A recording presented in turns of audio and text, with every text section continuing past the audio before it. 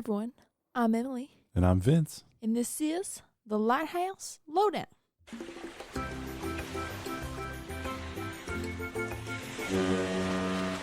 He's very Midwest of you. Woo, woo. Yeah, I sprinkled in a little bit of an unknown accent in there. Could be anywhere. So today, Vince and I are moving this month, and it's taking up a large majority of our time. Mm-hmm. So we're going to make this a mini episode, so there's no history buoy, and hopefully it'll just be like a little info nugget for our listeners. A little short-isode. Yeah, short-isode. Nice one. Very clever. So I decided to choose a mini lighthouse for a mini episode. It's a mini.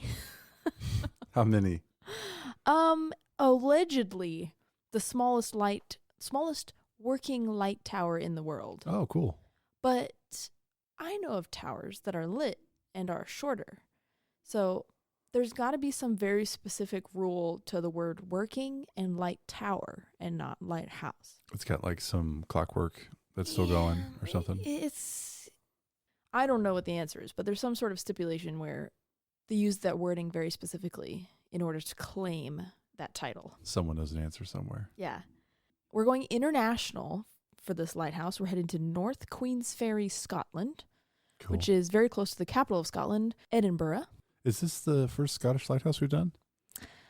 No. Hang on. Oh. You might have done one a long time ago. Let me pull up a map. Hey, it's our map. Yeah, we got our little Isle of dots on Man. there. So we did, it's fun. You can kind of see the ones we've already covered. Little Ross. Is that Scotland? UK. No, it's south of Scotland. The border, I think. We got Flannan Isle. Oh, yeah. I think that's Scotland. So we're going to zoom in here to Edinburgh.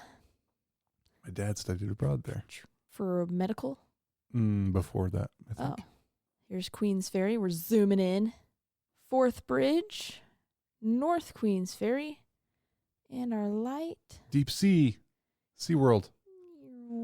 It's right here. So as you can see, we're very close to Edinburgh, which is over here. So you can imagine it's a little channel of water called the Firth of Forth. The what? The Firth of Forth. Apparently Firth. You say that like, oh, come on, Vince. You know, the Firth of Forth. I just repeated. The fifth of fifth. The fifth of the fifth.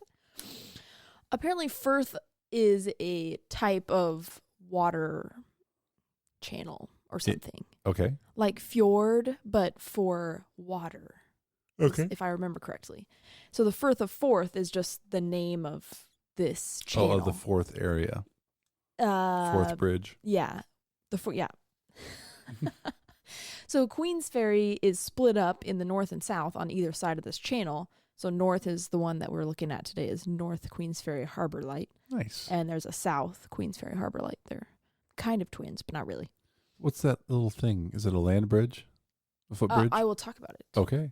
The Firth of Forth was high traffic area, obviously, because you're getting from one side to the other of this channel, and there's a lot of people going into Edinburgh. So there's a lot of people passing through this area. And back in the day, meaning like the 1700s, there were no bridges, and you had to boat across, but the traffic was not regulated. So obviously it was like a death trap of boats. Just to get across. Although I'm sure, I don't know anything about how many shipwrecks, but it was bad enough to where the government decided to step in, and May of 1809, they passed an act of parliament calling for major improvements to the Queensferry Passage, which is what this little area is called.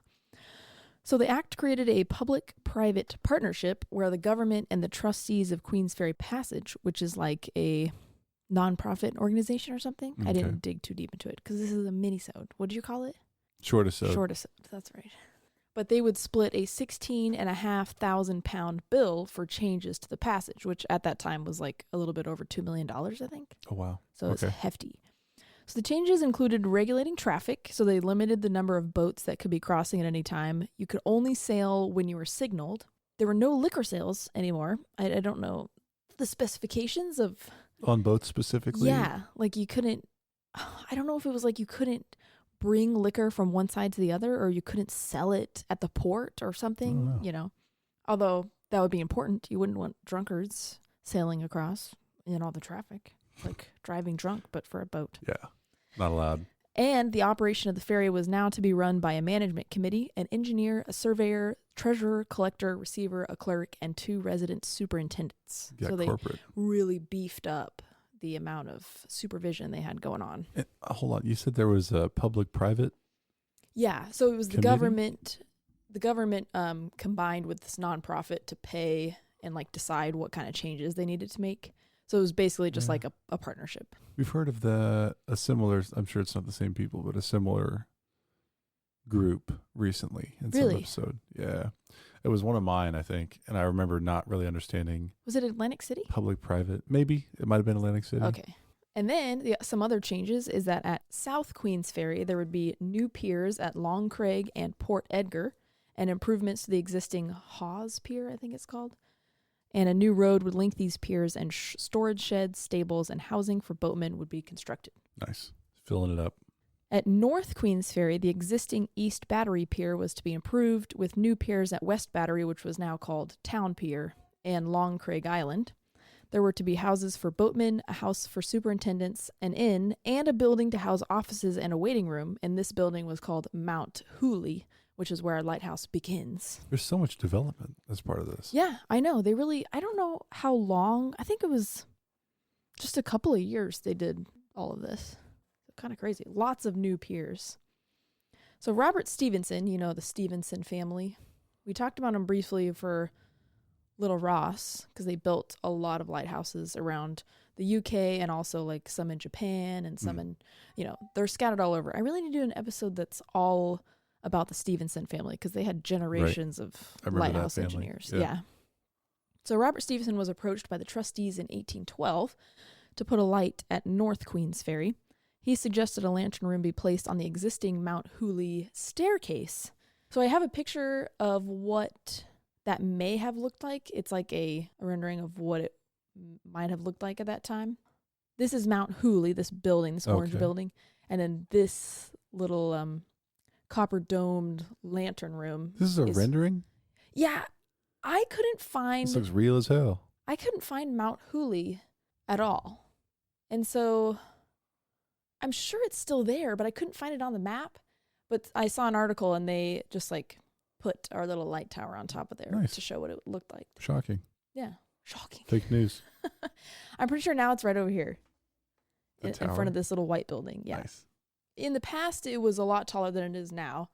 But in 1817, it was determined that this was not the optimum location for the light. So it was moved slightly and placed on top of a tiny tower built just across the street, which faced directly down the new town pier. Okay. So instead of being slightly off center, obviously you want boats to be approaching the pier exactly. But yeah, so they moved it down from what would seem like a more advantageous spot up high and instead put it very close to the ground facing down town's pier. But it lined up. Yeah. Okay. Get it up. It's a beautiful area. Stonework and everything. So here's a really old map photo. And so you can see the light was placed over here and it faces perfectly down this town's pier. And you can see where they added West Battery Pier and East Battery Pier. We talked about those got Coast Guard stations, watch houses, all kinds of fun stuff. Busy. They also mentioned, like I said earlier, there was a twin tower to this one at South Queensferry. Yeah. And it was on Hawes Pier, which was built at the same time. The south one was taken out of service in 1877, but it's still there. I didn't put in a picture of our slideshow, but you can look it up. It is not lit. It's boarded up, but the actual tower itself is still there, and it has some like cool needs a renovation figures on it, like gargoyle type things. So a lot fancier than we got for the North Tower. Oh, and it's boarded up. Some favoritism going on. North Queensferry Light. When it was moved, it became 16 feet tall and 4 feet wide with a little copper dome. Copper dome, nice. What are those numbers under the word light? Maybe navigational coordinates or something. Okay. I have no idea. If you know out there, let us know. Yeah. Anyone who's watching on YouTube and can see this picture, let us know. So here's a picture of our little light. I forgot about how awesome this is going to be. Yeah, you can see the bridge in the background, which is, I'll cover briefly, but that's Fourth Bridge. And it's actually a railroad. It was a rail bridge and not a road It's bridge. a cool bridge. Hey, we have some flags. Yeah, signal flags. I see that. Do you know what they're saying? I wish I had it pulled up. I could see what we got going on. I want to say the blue and yellow is V, but that's my only guess. I can't corroborate your story. So there are 3 bridges that now cross this passage, one of them being the famous 4th bridge, which I talked about. Built what?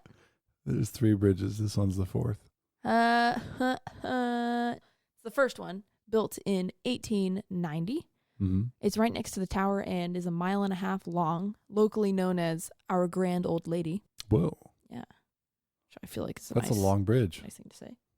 I have a picture here of it when it was being built. So that's pretty cool. I don't have the details of how long it took or anything, but it was a railway, and 4th Road Bridge was constructed in 1964. So now there's one that you can drive across. Mm-hmm. And the construction of that bridge is what ended ferries going across the 4th. So now you drive or train. Yeah. Or train across. You train. Train. The this image, for those of you who aren't watching and just listening, it's like a sepia, black and white. It almost looks like a sketch, but I know it's a photograph. Yeah. Incredible structures they built. These, I'm going to call them Huge. piers. These 3 piers, which are of course part of the final construction, Mm-hmm. and they're super tall. Of course, it's a bridge, but they're also the final construction of the bridge goes up and down for like the arches, the structural supports. Yeah. It's really neat. You could see on the side these big X patterns. They're still. Yeah, that's awesome. I can't believe it's still there. Yeah. From the age of that crazy. photo. Yeah, 1890. Still operating? Mm-hmm. Well, they know how to build bridges. Yeah. They got it right. But when the road one was constructed in the 60s, it extinguished our North Queensferry Harbour Light. Sad. Some sources say that it was extinguished in 1890 when the railroad bridge was constructed, but I think it said both. So I think it's referring to the road one and not the... I feel like you could use the rail bridge as a navigator. Yeah, that's true. If you're on a boat, but I don't know if it had lights on it or how often bridges were on it, how often trains were on it. Yeah, maybe they didn't even have lights on it at that time. Maybe it like lost a lot of its use, the lighthouse. Yeah. With the rail, but certainly with the ferry not running anymore, that makes sense. So the tower was renovated and reopened in 2010, and you can now climb the 24 steps to the light. And it still has its Argand lamp, which it stuck with throughout its entire existence. Go back and listen to our second episode, History of Lighthouses. I need more of that. I forgot about that. And the original is still in the tower to view if you climb. And you can light the Argand lamp and receive a certificate of competence as an honorary keeper of the light. No way. Yeah. So you become, it's like official. I've never heard of that. Yeah. How neat is that? What, you're saying Argand? Argand. Can you remind me from our episode 2? No. I'll have to go listen to episode 2 to know what we said. That was my first episode, 50 episodes ago. So I need to brush up on my lamps. Wasn't that my first episode? Yes, it was. You're welcome, everyone. We did the call in separate rooms because we would have echo with our current or with our old equipment. Yeah, I was staring at a wall, listening to you over the phone, using headphones from work. Yeah, we did our best. We've really grown up. Here we are. Rip Rap, what is this? Version 3? Yeah. The studio. We're about to retire it. About to have version 4. Rip Rap V4. I have a picky. This is the guy that takes care of the lighthouse right now. His name is Gary Irvine, I believe it's pronounced, or Irvin. Gary looks awesome. Love that jacket. A lot of the pictures that I've shown are actually his, and I'll credit him on those, so you guys can check out his photography. He does photography and he takes care of this lighthouse. He's also a Heritage Trust secretary, so I didn't look too deep into that group, but I don't know what that means. You can see that vent stack though. We're talking about for the Argand lamp. He's polishing the reflector right now, the back of the reflector. Awesome. It was originally fueled by whale oil, changed to paraffin, then gas, and now is run off vegetable oil.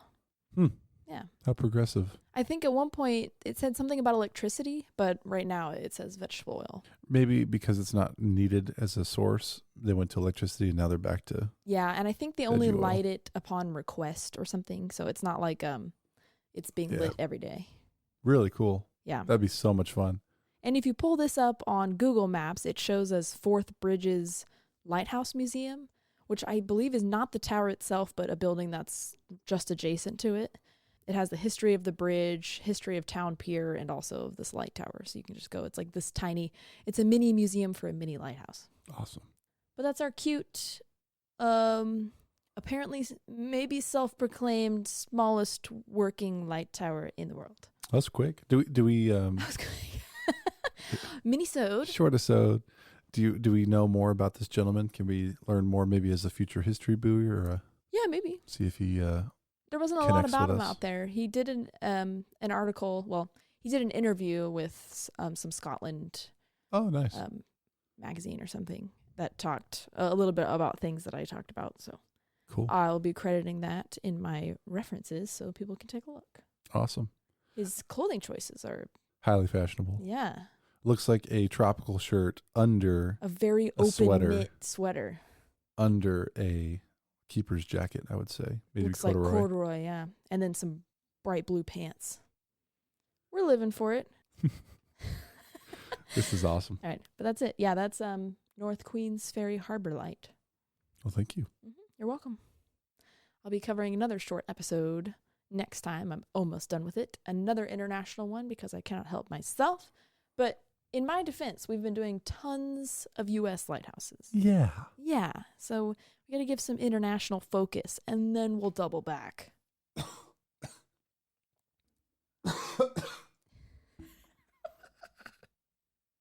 Choked? It's all right, Vince just... Ugh. Oh, we better wrap it up. After that short-a-sode, then it'll be my turn. No. That's 3 in a row. Is it? Mm-hmm. Okay, well, good. I can't talk anymore. He's Sorry. done. Thank you all for joining, and we hope to catch you next time on the Lighthouse Lowdown. Just died on my coffee.